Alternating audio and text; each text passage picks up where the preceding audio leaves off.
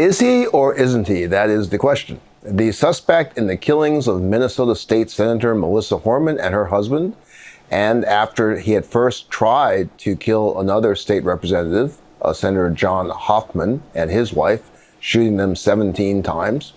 The question is he MAGA or isn't he, right? That's kind of one of the big questions right now. He was caught after crawling his way to the police, a far cry from his sort of bravado of wearing a police-style uniform, rubber mask to kill unarmed people. And this question of who is he, was he MAGA, seems to be a question that mainstream media is shying away from, maybe afraid to ask.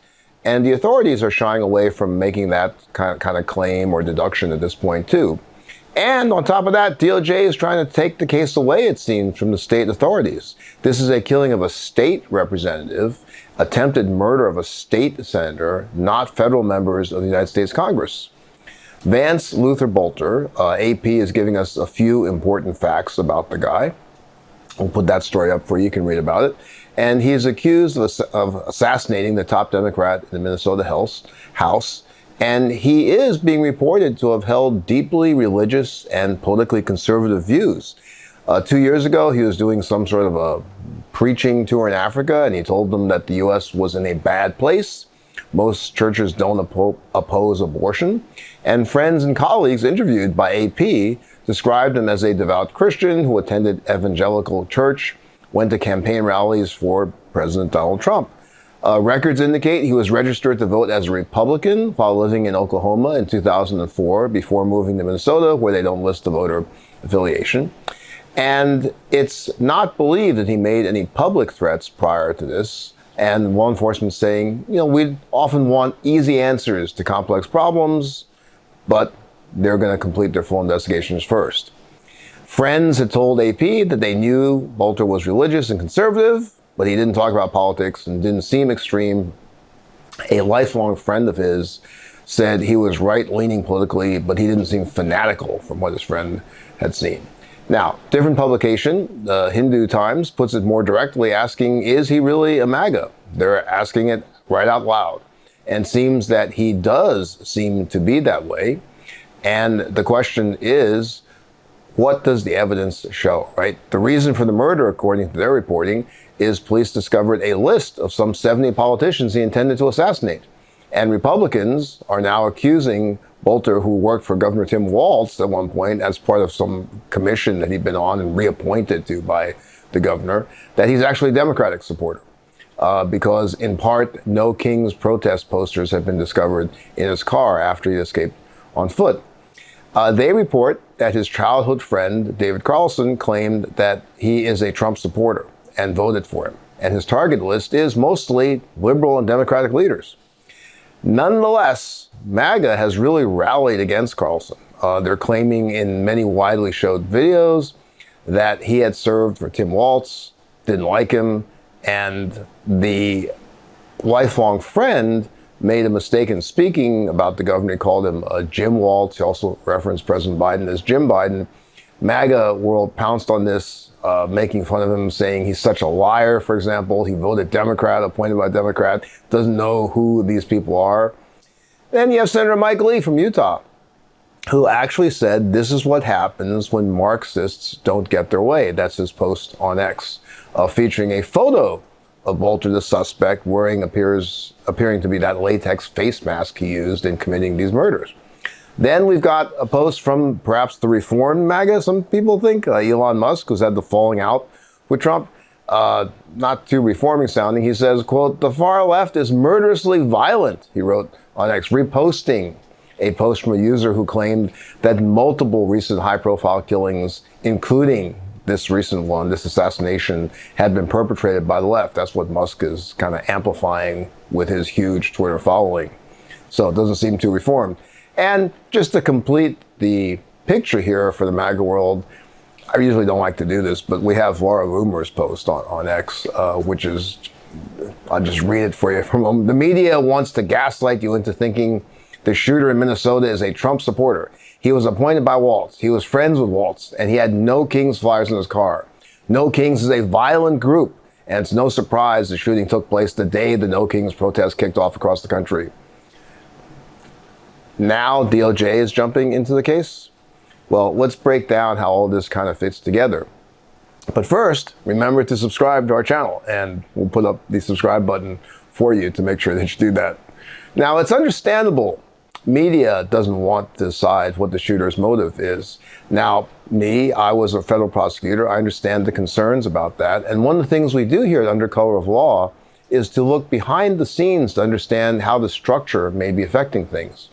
So the media is a little bit afraid of getting ahead of the investigation, but the difference is they don't have to be the ones to prove anything, but they seem afraid to directly ask the question of what is motivation. They're not asking that too often to law enforcement. They don't really seem to be drawing the connections from the evidence that is being reported about his affiliations, etc.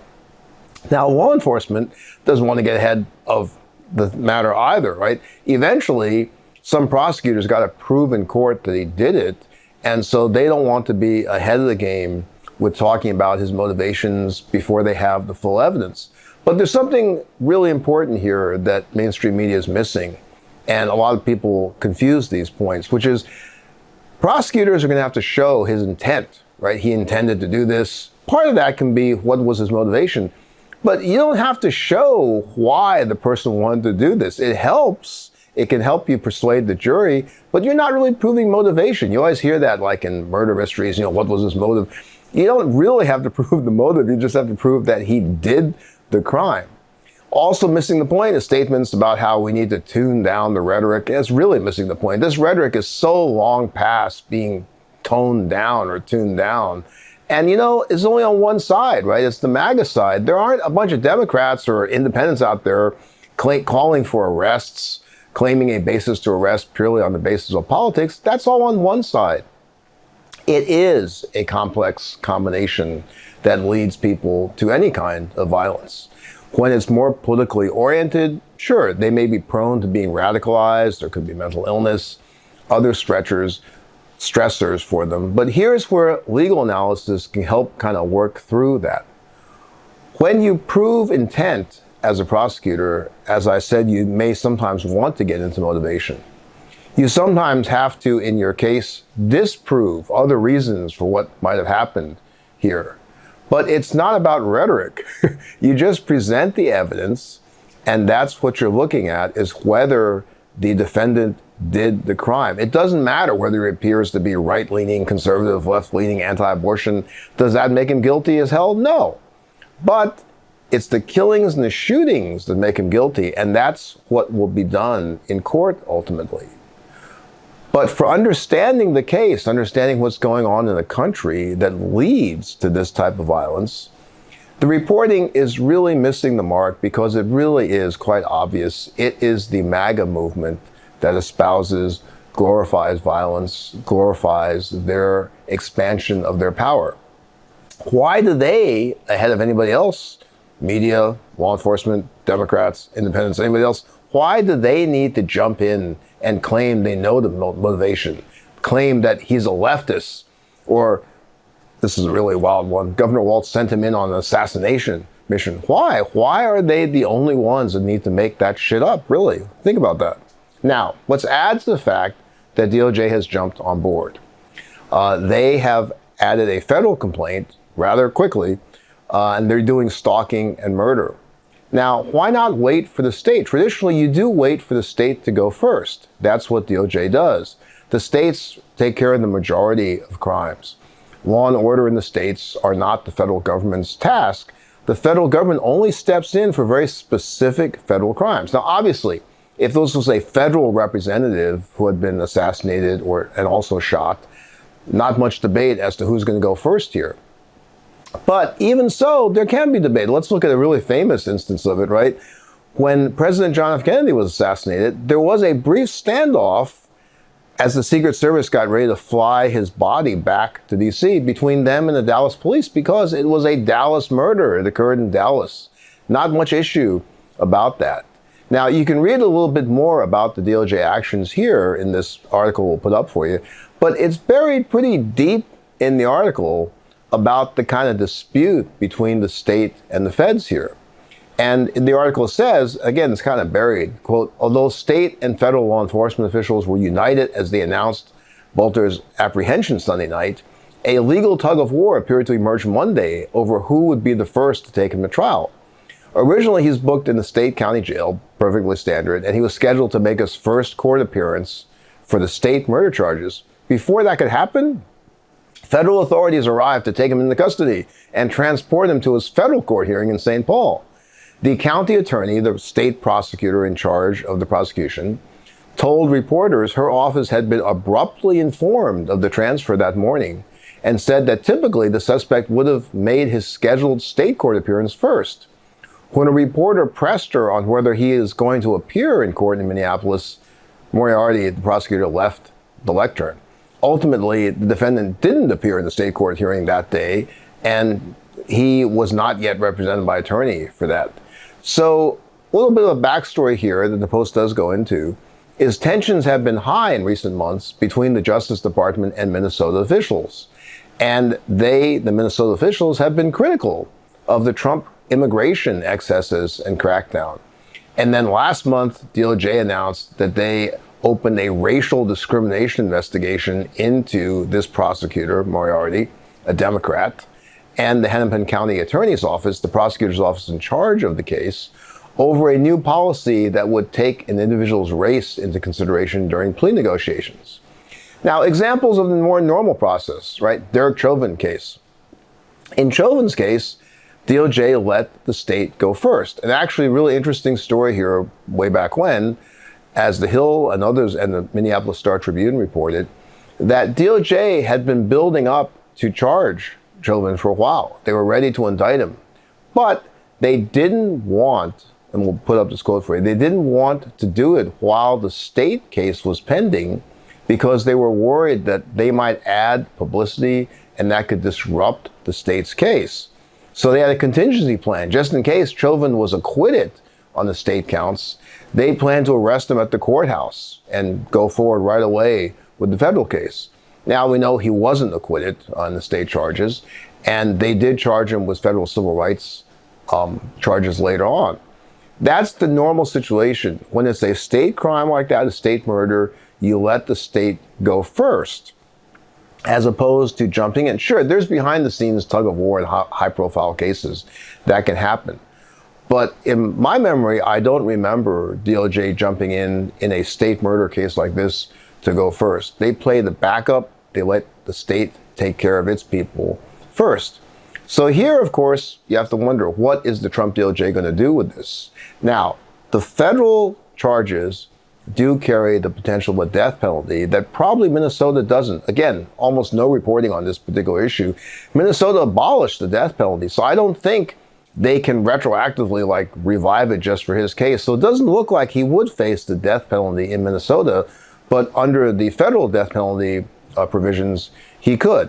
So I would be on the lookout for the Trump DOJ soon to be bragging about how they're going to do the right thing. They're going to take care of this criminal because they're going to make him face the death penalty, using this horrific murder, political assassination in some way to advance their own claim that Minnesota is a blue state, or at least one that voted against Trump, can't be allowed, isn't competent to enforce its own laws. It's really any excuse to expand Trump's federal regime, to expand its power. So we'll keep an eye on that. That's it for now. Keep those replies and comments coming. Really appreciate seeing them. And don't forget to check out my new Substack. Talk to you soon. I'm Michael Popak, and I got some big news for our audience. Most of you know me as the co-founder of Midas Touch's Legal AF and the Legal AF YouTube channel, or as a 35-year national trial lawyer. Now, building on what we started together on Legal AF, I've launched a new law firm, the Popak Firm, dedicated to obtaining justice through compassionate and zealous legal representation.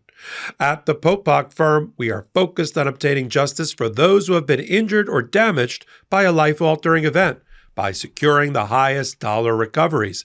I've been tirelessly fighting for justice for the last 35 years, so my own law firm organically building on my Legal AF work just feels right. And I've handpicked a team of top-tier trial fighters and settlement experts throughout all 50 states known as big auto injury attorneys who have the know-how to beat heartless insurance companies, corporations, government entities, and their attorneys.